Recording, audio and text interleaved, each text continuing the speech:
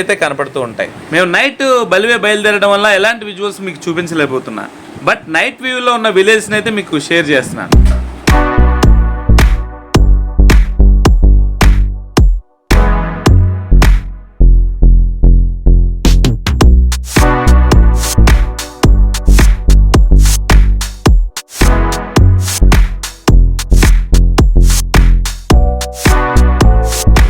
మేము ఇంటి దగ్గర నుంచి బయలుదేరేటప్పటికి 10:30.